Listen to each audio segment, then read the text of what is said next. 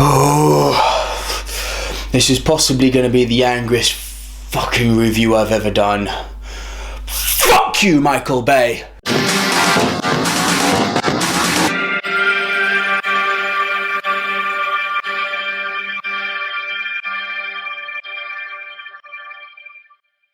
Oh yeah, that intro may have caught you a little bit off guard. I don't usually get that animated in my intros, do I? Guess what? This isn't going to be your bog standard review. Guys, I've been pushed too far. This is going to be a spoiler-filled fucking warning. Spoilers right here are going to be prevalent throughout this review. It is going to be an angry rant review. It's going to be a spoiler-filled review. It is going to be an attack on everything that is Michael Bay. Well, maybe not an attack, but we're definitely going to go into why he's just not fit to direct this franchise anymore. Listen, off the bat, I know I've only been reviewing about a year here on YouTube, so I've never had a chance to actually review a Transformers movie. What you guys need to know about me is that the Transformers franchise, 1, 2, and 3, I know they get stick. I actually really fucking like them. Transformers was one of my favourite things growing up. Call me lame, I don't give a fuck, but Optimus Prime was one of my childhood heroes, and everything that I love, the nostalgia, the fond memories that I have, the lore that is Transformers, L-O-R-E, has been fucked in the arse proverbially by Michael Bay and the team at Paramount and those muppets that have greenlit this movie. Whoa, Nick, take it easy. This is just a movie. Fuck you.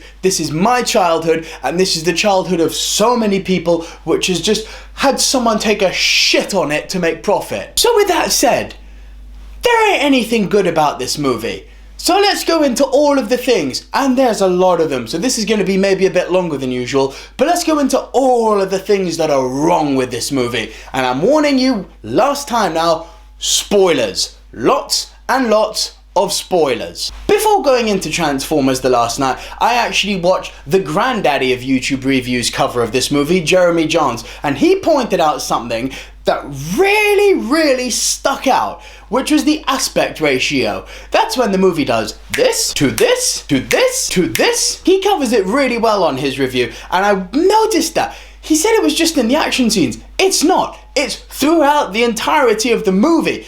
This shows me that Michael Bay isn't even willing as a director to sort out his fucking aspect ratio because he's such a lazy bum. So we can't even get our aspect ratio on this movie sorted. Oh dear me, we're in for a ride. Let's talk about the comedy, shall we? It is pure Michael Bay gold. By gold, I mean shit. The guy isn't a funny man. I can't get on stage and do things like Richard Pryor, Robin Williams, and Trevor Noah do. I'm not as funny as they are. Even I'm funnier than Michael Bay. His idea of comedy is to have Merlin riding up in the opening scene going, "Ugh, I'm plastered." You're not funny, mate. You're just not. You're a fucking tosser. Leave the comedy to people who know how to do it, you mug. And now I know people are going to be like, oh wait, Nick, you know, he wasn't the scriptwriter, he was just the director.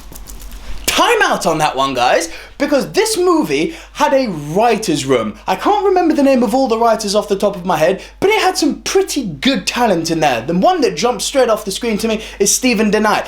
This guy is a quality screenwriter. Go and check him out on IMDb and look at the list of brilliant movies that he's written. This movie doesn't smell like a Stephen DeKnight movie. It doesn't look like a Stephen DeKnight movie. It doesn't look like that writer's room had any impact. It looked like Paramount probably got a group of really talented writers together, put them all down in a room. They actually maybe started work on something really special, and Michael Dickhead Bay walks in and goes, no, time out, guys. I'm gonna do something that's my movie. I'm gonna do something that's better with blowing up and explosions and people like that. No, Michael Bay, we don't. It's fucking visual noise, you tosser. If you just have noise with no substance, there's an age-old saying, style over substance. It doesn't work, muppet. Okay, so now let's dig a bit deeper. Let's talk about some of the more geeky stuff that revolves around Transformers. And I'd like to start with the fucking Dinobots, yeah? So the Dinobots have been promised to me since number 4. Now, the way the Dinobots were introduced in number 4 was terrible. The way the Dinobots were used in number 4 was terrible. And you saw the Dinobots, at least fucking Grimlock, in the trailers, and you think, oh, maybe the Dinobots are going to be back and they're actually going to do something. So Grimlock is walking around as almost like a stray puppy dog inside of Cade Yeager's, played by Mark Wahlberg's, fucking junkyard. Does he do anything? Does he fuck? Are the other Dinobots there? No! You see the Triceratops, who I believe is called Slag, in the background in one scene, and it is background. Where are the others? Who knows? And now here's where the Dinobots really annoyed me. Big Grimlock fan, by the way. And where the Dinobots really annoyed me, we've got baby Dinobots now. Where the fuck did the babies come from? When have the Transformers ever given birth? There are no baby Dinobots. Where do these babies come from? There's no context to where the babies come from. And what annoys me about everything with the Dinobot babies, the Dinobot babies actually look like Dinobots. The little pterodactyl, that looks like how Swoop should look, not the fucking two-headed monstrosity stupidness that we got in Age of Extinction. The Triceratops actually looks like a Triceratops. The little baby T-Rex, that in my mind is how Grimlock should look. So why? Why is it that if you can do the Dinobots as babies, which they shouldn't be, but you make them look proper as babies, why is it when you've got them as adults, they look terrible? I'm not just talking about, oh, they didn't look good and the effects are bad. I mean actually aesthetically, the way they have been built, they look nothing like the babies. The babies are how the Dinobots should look. The adults is not how the Dinobots should look! I'm not even done. I'm not even halfway there. I got a lot more to rant about. Megatron's back. Time out for a minute. In Age of Extinction, fuck that. In Dark of the Moon, Megatron's head was ripped off by Optimus Prime. In Age of Extinction, he was rebuilt by the humans as Galvatron. Now, it was actually cool seeing Galvatron. Galvatron in the original lore was actually built by Unicron. Oh, we're gonna get onto Unicron a little bit later. But Galvatron didn't do much in Age of Extinction. But he does walk off at Age of Extinction going, this isn't over. How's Galvatron Megatron again? Did Michael Bay, did you just forget the previous movie that you made? Or were you so lazy that you didn't want to develop the Galvatron storyline and thought, fuck it, it's easier to go back to Megatron? As a fan, as not a fan, as just an average moviegoer who has seen all of these movies, I can't be the only person in the world asking, how did Galvatron become Megatron again? Who knows? Only Michael Bay can answer me these questions. One thing I'll give credit for, Megatron finally actually looks quite cool in this one. Still don't know how he became Megatron again, but he looks cool. He's arguably visually, only visually, but arguably visually one of the coolest looking robots in the movie. Does he do anything? Does he fuck? Is there a fight between him and Prime? For about 10 seconds there's a fight between him and Prime. Does he do anything else? No. And I can't stress that enough. This isn't just an angry rant of negativity. He actually serves no purpose in the movie. So you've made the effort of turning Galvatron back into Megatron for no apparent purpose. Well done, dickhead. Now comparing this one to the first movie, not only did the first movie work so well, not just because the story was good, but for super geek boys like me who love the Transformers, a lot of the Transformers who were in Part 1 on the Autobot and Decepticon side were actually part of Transformers canon and mythology. Why, when you have got such a wide range of robots, both good and bad, Autobot and Decepticon, to choose from, do you have to invent badly named, stupid looking, stupid sounding, pointless robots? There's a scene in this where Megatron is getting the new Decepticons out who last all of 20 minutes before being blown up.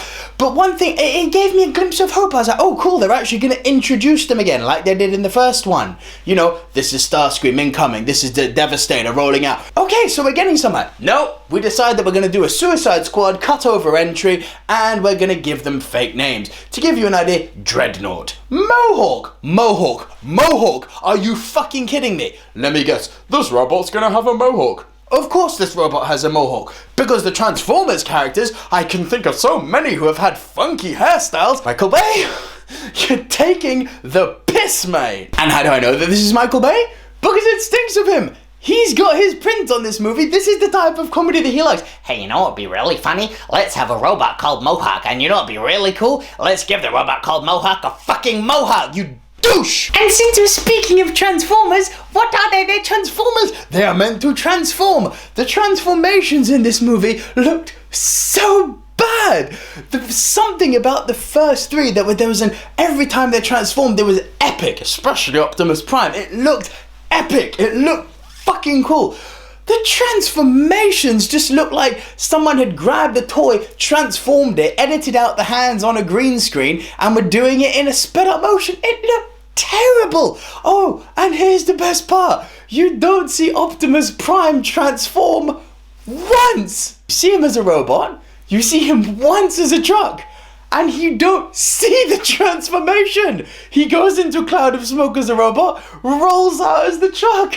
You don't even see him transform afterwards. Oh, and let's leave the realm of geeky a minute and let's talk about the acting.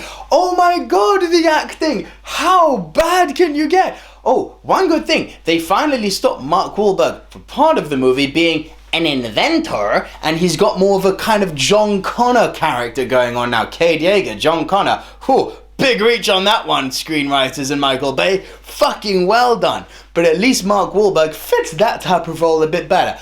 Anthony Hopkins.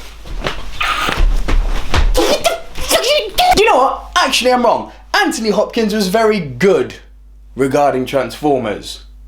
He was good in the press junkets when he was telling reporters that it's been a long aspiration of his to be in these movies. That was when he was acting well. In the movie, to think that this guy has the word Sir Anthony Hopkins, Sir preceding his name. This guy's been fucking knighted for acting. You could have fooled me. And I don't even know the actress's name. This little twat. She was annoying in the marketing campaign. I want to stay and I want to fight them. How, you little sugar plum fairy, are you, who has no skill set, who the movie doesn't develop, and who has no apparent ability to do anything according to the movie, have any ability to stay and fight the fucking Decepticons? I don't know. It's not the actress's fault. She did what she could with the shit that was put in front of her. Oh, and just going back to Optimus Prime a minute. I don't know how they did it. My childhood hero is lame. They made him lame. I'm not saying Optimus Prime is lame. I'm saying this version of Optimus Prime is lame. It's like Michael Bay doesn't understand what makes Optimus Prime epic. There's a line just after, you see it in the trailer when he slices off all of the heads in one go, and he says with his sword in a really epic way, "Did you forget who I am? I am Optimus Prime." That doesn't make him epic or cool. The thing that has always made Optimus Prime cool is that he is a fearless leader. He's always led by example. He's always on the front line. He never backs away from a fight even when the odds are stacked against him. He's someone who you could follow. That's what makes Prime cool. Not this fucking lug bullying little robots, slicing their heads off and then saying, "Look how great I am. Did you forget who I am?"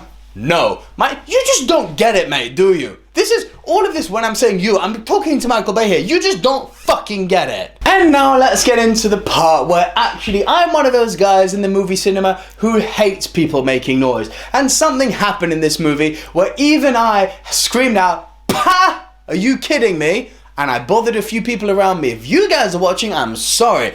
And here's why I screamed out. Unicron's in this movie.